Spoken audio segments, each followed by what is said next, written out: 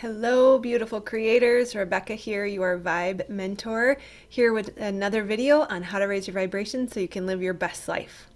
Wanted to talk to you today about 2022 themes. Happy New Year! I've seen a lot more videos about the annual theme than I have historically, which is interesting.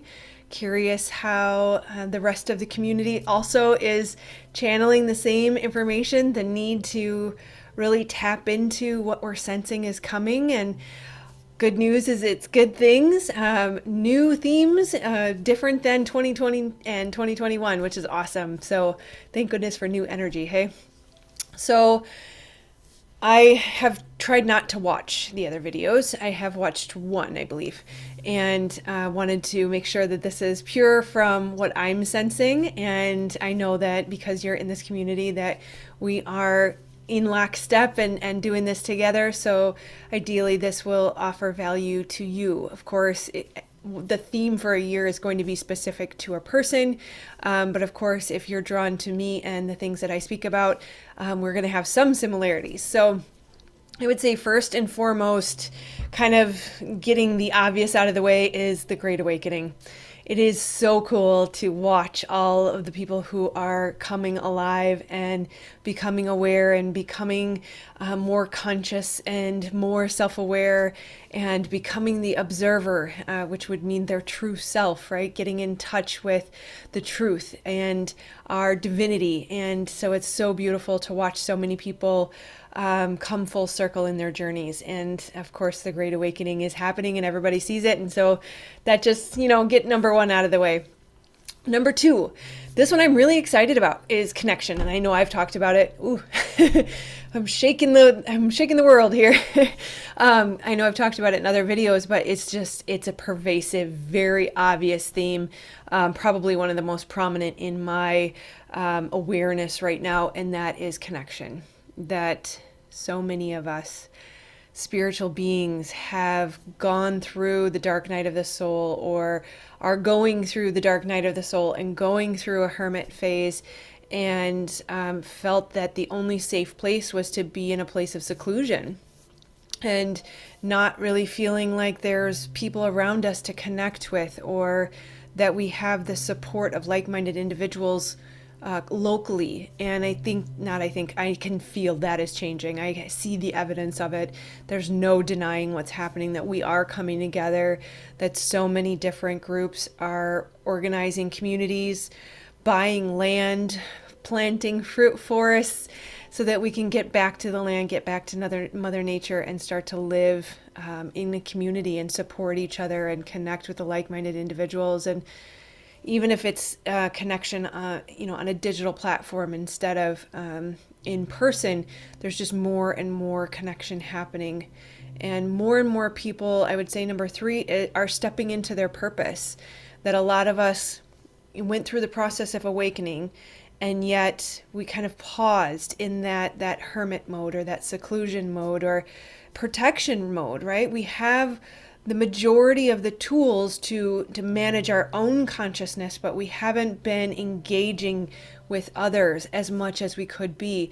And it's in that engaging for some of us, not all of us. Some of you are grid holders, right? And you are just meant to be and to be stagnant in that place, and you'll know what's right for you, as long as you're using discernment and making sure that that's not a trauma response or a protection method, to say, I want to just be, and ignoring that calling to get out there. But many of us are really stepping into our life purpose, stepping into our gifts. And so many beautiful, amazing things happen when you start to connect with others and you start to cultivate the gift, because your life purpose and your gift are not just going to come to you in a flash, although they have for some. I would say 2%. The rest of us have to baby step into it and overcome the fear of being seen, overcome the judgment, learn how to manage having all of that energy directed at you, and how to calm the nervous system and heal the traumas and move out of our shell safely so that we aren't hurt and caused to retreat again. And so cultivating your gifts and getting to know your life purpose is a step-by-step process. And all you ever get for the majority of us, is that next right step. And it's a leap of faith, and I swear that is one of the biggest parts of the process is, are you really going to surrender? Do you truly believe? Are you truly operating in pure faith that you are held, that you are safe, that you are cared for? And a lot of times when we are ready and we make that statement, infinite conscious divine creator, speak to me, show me my life purpose. What is my next right step? And if you're wondering, I would suggest using those exact words: infinite creator, divine creator, Father God, show me the next right step. And be prepared because likely what's going to come up are the things that you've not been wanting to address, right? And so I'll do another video on that. I could very easily go down the life path hole because, that's my passion. But be prepared and be ready to step in, because after a couple of steps of going through the stuff that's holding you back, and when you finally fully fall into surrender and faith, everything opens up and it becomes so amazing, and you realize, holy crap, this life is freaking awesome. It's so fun. There's so much joy. I don't have to do the heavy lifting. This is awesome, right? So there's obvious reward, well worth the effort of getting out of hermit mode and stepping through and pushing through those shadows and those blocks. So reinvention, life purpose, coming alive, stepping into your gifts. That's number 3. I would, along with that, say, but probably deserving of its own number, is step 4, stepping into our power, right? So stepping into your gift is one thing. Recognizing your gift is one thing, but learning how to wield your power, right? And I say this very, very carefully, because if there's any ounce of ego in that, it's not going to work. Right? But stepping into our power comes hand in hand with our gifts and our surrender and our faith. And knowing that, I think of a Tesla tower, that we are kind of like this beacon. We are the lightning rod. We are the tuning fork, that the vibration, the frequency, and the power is designed to move through us, but we are not the source of it. And so there's a fine, delicate balance to really stepping into your power, because you have to know it's not you. Sorry, not you. But you are blessed with that gift to be able to co-create with the divinity that is in you. And so stepping into that power and understanding how to be the vessel, how to stand in enough faith and yet enough surrender and enough humility, all at the same time, to allow it to flow through you. And it's such a powerful, beautiful, fun thing once you realize how awesome this all is. Number 5, abundance. Getting over the money blocks, realizing that we are the stewards. We were intended to be the stewards, the light workers, the starseeds, the Christians, anybody with a good heart, right? The empaths, the sensitives, the ones with a conscience that isn't going to allow you to do the wrong thing with the money. And so we have to understand that abundance is our birthright. We were given this beautiful earth.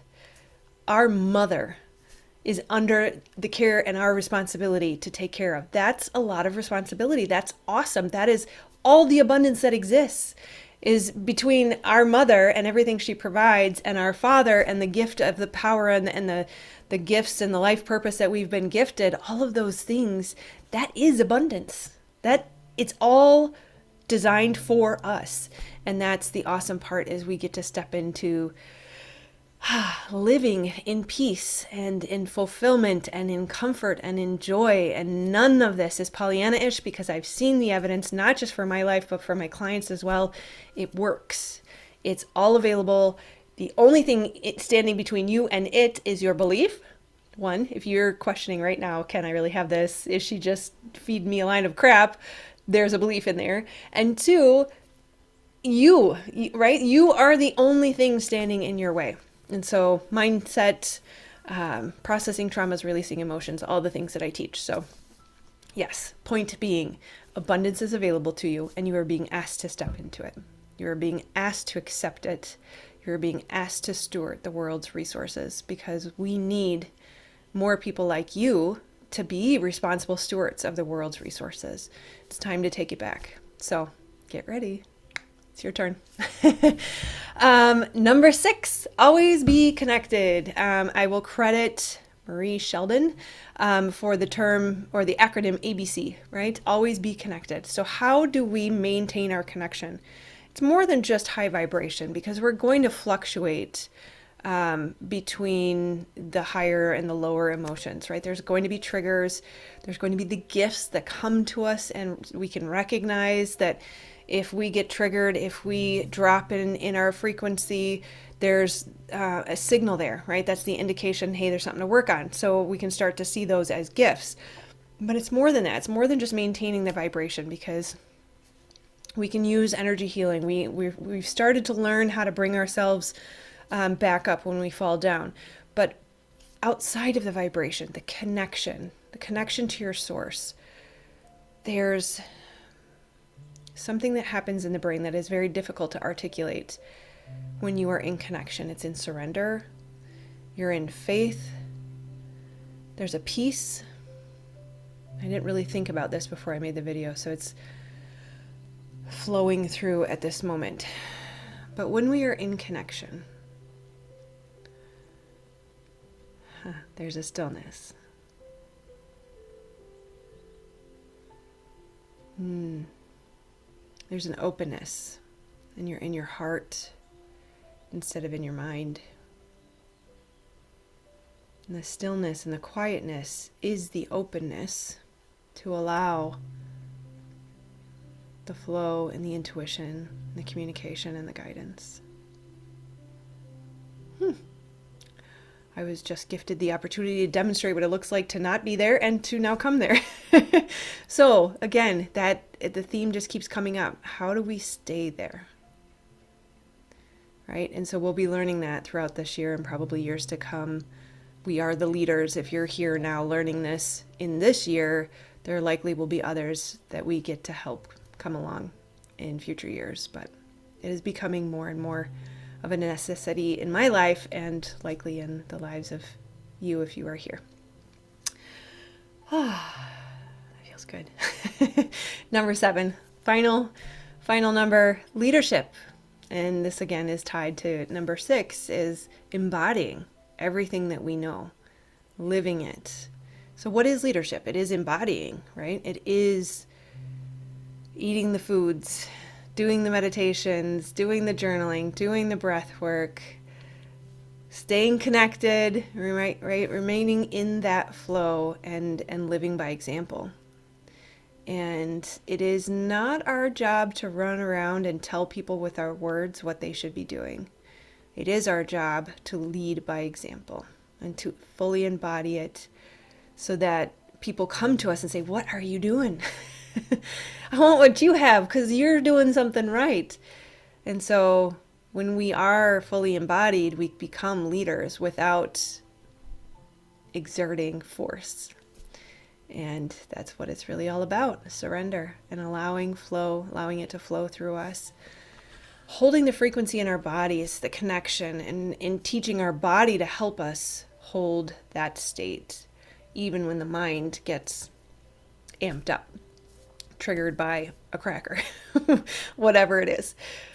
So yeah, I will keep it relatively short. That is all I have for 2022. I would love to hear, tell me below, do you feel like you're getting other themes for 2022? I'd love to see what the community is feeling as well. So I love you guys.